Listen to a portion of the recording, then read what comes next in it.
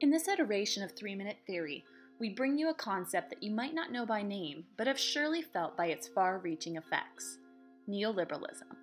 Simply, neoliberalism is the idea that society should be shaped by the free market, and that the economy should be deregulated and privatized. Or even simpler, what works in the private sector will also work in the public sector. But it doesn't stop there. Neoliberalism also involves the idea that the public sector should not only follow the private sector's rules, but it should also subsidize the private sector, which we know is now owned by fewer and fewer global capitalists.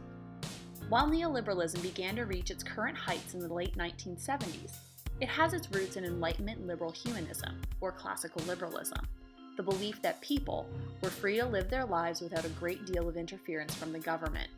So what does neoliberalism have to do with classical liberalism, and why does it matter?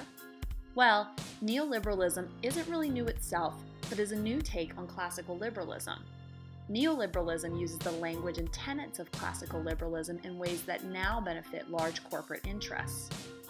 For example, many of the tenets of liberalism were enacted in the name of equality, meaning that free market policies were supposed to allow people an equal chance into the marketplace. Under neoliberalism, however, the free market loses its ties to democratic ideals and instead allows corporate capitalists to open up previously unavailable markets.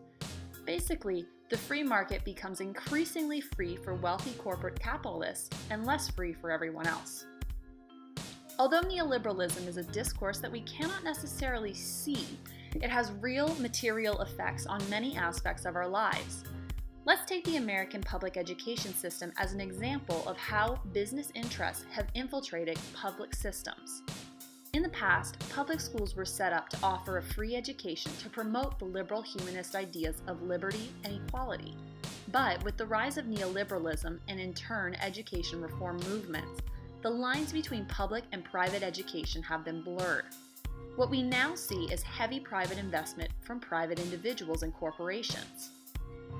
In the name of liberty, neoliberals use the business-laden language of choice, free market, and deregulation to dismantle and then reconstruct public schools in a corporate image.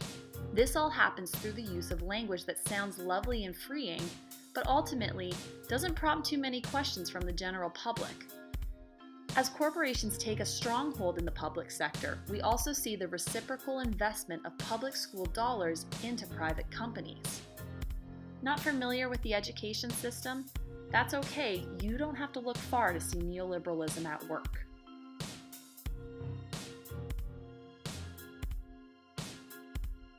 Remember, neoliberalism is everywhere, and it isn't limited to one political party.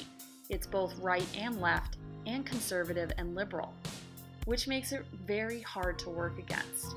So next time you hear a politician or CEO talking about the greater good, take a moment to wonder who's good. More often than not, the good being held up as liberty for all might really just be more money for some.